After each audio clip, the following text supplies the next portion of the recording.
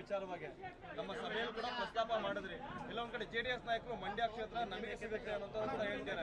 ಆದ್ರೆ ತಾವು ಹಾಸನ ಮತ್ತೆ ಮಂಡ್ಯ ಕ್ಷೇತ್ರ ಇದುವರೆಗೂ ಹಂಚಿಕೆನೇ ಆಗಿಲ್ಲ, ಈ ಬಗ್ಗೆ ಚರ್ಚೆ ಆಗಿಲ್ಲ ಅಂತ ಕೇಳಿದ್ದೀರಾ? ನೋಡಿ, ಇವತ್ತು ನೆರೆದಿದ್ದಂಥದ್ದು ನಮ್ಮ ಸಂಘಟನಾತ್ಮಕವಾದಂಥ ಸಭೆ. ಭಾರತೀಯ ಜನತಾ ಪಾರ್ಟಿಯನ್ನು ತಳಮಟ್ಟದಿಂದ ಹಾಸನ, ಮಂಡ್ಯ, ರಾಮನಗರ, ಮೈಸೂರು ಗ್ರಾಮಾಂತರ ಎಲ್ಲ ಭಾಗದಿಂದಲೂ ಭಾರತೀಯ ಜನತಾ ಪಾರ್ಟಿಯನ್ನು ಕಟ್ಟಬೇಕು ಅಂತೇಳಿ ಪಕ್ಷದ ಅಪೇಕ್ಷೆ ಇದೆ. ಇದೆಲ್ಲದರ ಮಧ್ಯೆ ಇವತ್ತು ಲೋಕಸಭಾ ಚುನಾವಣೆ ಹಿನ್ನೆಲೆಯಲ್ಲಿ ಜಿಲ್ಲಾ ಕಾರ್ಯಕಾರಿಣಿ ಸಭೆ ನಡೆದಿದೆ. ನಿನ್ನೆ ಹಾಸನದಲ್ಲೂ ಕೂಡ ಜಿಲ್ಲಾ ಕಾರ್ಯಕಾರಿಣಿ ನಡೀತು. ನಮ್ಮ ಕಾರ್ಯಕರ್ತರಲ್ಲಿ ಒಂದು ನಂಬಿಕೆ ಬರಬೇಕು, ಒಂದು ಶಕ್ತಿ ಇರಬೇಕು. ಭಾರತೀಯ ಜನತಾ ಪಾರ್ಟಿ ಗಟ್ಟಿಯಾಗಿ ಹಳೆ ಮೈಸೂರು ಭಾಗದಲ್ಲಿ ಚುನಾವಣಾ ರಾಜಕಾರಣ ಮಾಡುತ್ತೆ ಅನ್ನೋದ್ರ ಬಗ್ಗೆ ಸ್ಥಳೀಯ ನಾಯಕರು, ನಮ್ಮ ಪಕ್ಷದ ಅಭ್ಯರ್ಥಿಗಳು, ನಮ್ಮ ಹಿರಿಯರು, ನಮ್ಮ KR ಪೇಟೆ ಕ್ಷೇತ್ರದ ಶಾಸಕರಾಗಿದ್ದಂಥವರು, ಮಂಡ್ಯ ಜಿಲ್ಲಾ ಉಸ್ತುವಾರಿ ಸಚಿವರಾಗಿದ್ದಂಥ ನಾರಾಯಣಗೌಡರ ನೇತೃತ್ವದಲ್ಲಿ ಎಲ್ಲ ಅಭ್ಯರ್ಥಿಗಳು ಕೂಡ ತಮ್ಮ ಭಾವನೆಯನ್ನು ವ್ಯಕ್ತಪಡಿಸಿದರು. ನಿನ್ನೆನೂ ಕೂಡ ಅವರು ಎಲ್ಲರೊಟ್ಟಿಗೆ ಚರ್ಚೆಯನ್ನು ಮಾಡಿದ್ದೆ. ಪಕ್ಷ ಭಾಳ ಗಂಭೀರವಾಗಿ ಸಂಘಟನೆಯನ್ನು ಮಾಡಬೇಕು ಅನ್ನೋದ್ರ ಬಗ್ಗೆ ಗಮನ ಹರಿಸ್ತಾ ಇದೆ. ಹಾಗಾಗಿ ನಾವು ಹಲವಾರು ವಿಚಾರಗಳನ್ನ ಚರ್ಚೆಯನ್ನು ಮಾಡಿದ್ದೀವಿ.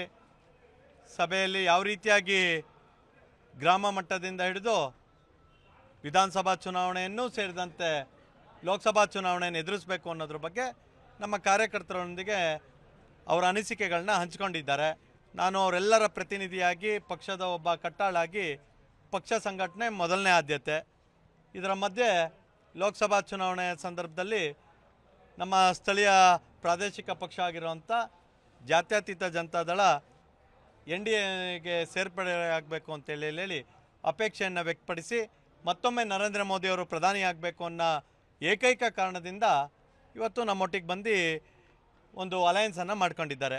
ಈ ಸಂದರ್ಭದಲ್ಲಿ ಹಲವಾರು ಬಾರಿ ನಾನು ಸ್ವಾಗತವನ್ನು ಕೂಡ ಮಾಡಿದ್ದೀನಿ. ಇಲ್ಲಿ ಪ್ರಶ್ನೆ ಇರುವಂಥದ್ದು ಹಾಸನ, ಮಂಡ್ಯ ಸೇರಿದಂತೆ ಅನೇಕ ಕ್ಷೇತ್ರಗಳಲ್ಲಿ ಭಾರತೀಯ ಜನತಾ ಪಾರ್ಟಿಯ ಕಾರ್ಯಕರ್ತರ ಅಪೇಕ್ಷೆ ಇದೆ. ಪಕ್ಷಕ್ಕೆ ಒಂದು ಅವಕಾಶ ಕೊಡಲಿ, ಪಕ್ಷದ ಅಭ್ಯರ್ಥಿಗೆ ಗೆಲ್ಲುವಂಥ ಎಲ್ಲ ಅವಕಾಶಗಳು ಕಣ್ಮುಂದೆ ಇದೆ ಅಂತೇಳಿ ಕಾರ್ಯಕರ್ತರ ಅಪೇಕ್ಷೆ ಇದೆ. ನಮ್ಮ ಹಿರಿಯ ಮುಖಂಡರು ಮಂಡ್ಯ ಸೇರಿದಂತೆ ನಮ್ಮ ಹಾಸನದಲ್ಲೂ ಕೂಡ ಇದೇ ರೀತಿಯಾದಂಥ ಅಪೇಕ್ಷೆಯನ್ನು ವ್ಯಕ್ತಪಡಿಸಿದ್ದಾರೆ. ಆ ಅಪೇಕ್ಷೆಯಲ್ಲಿ ತಪ್ಪೇನಿಲ್ಲ. ಈ ಕ್ಷಣದವರೆಗೂ ಅಧಿಕೃತವಾಗಿ ಭಾರತೀಯ ಜನತಾ ಪಾರ್ಟಿ ಯಾವ ಕ್ಷೇತ್ರದಲ್ಲಿ 28ರಲ್ಲಿ 28 ಸ್ಪರ್ಧೆ ಮಾಡುತ್ತೋ, 27 ಸ್ಪರ್ಧೆ ಮಾಡುತ್ತೋ, 26 ಸ್ಪರ್ಧೆ ಮಾಡುತ್ತೋ ಅನ್ನೋದು ನಿಶ್ಚಯ ಆಗಿಲ್ಲ. ಇದು ವಾಸ್ತವ ಸಂಗತಿ. ಅನುಕ್ಷಣದ ಸುದ್ದಿಗಳಿಗಾಗಿ ವಿಸ್ತಾರ ನ್ಯೂಸ್ ಯೂಟ್ಯೂಬ್ ಚಾನೆಲ್ ಸಬ್ಸ್ಕ್ರೈಬ್ ಮಾಡಿ. ಹೊಸ ಸುದ್ದಿಗಳ ನೋಟಿಫಿಕೇಶನ್ಗಾಗಿ ಬೆಲ್ ಐಕಾನ್ ಕ್ಲಿಕ್ ಮಾಡಿ.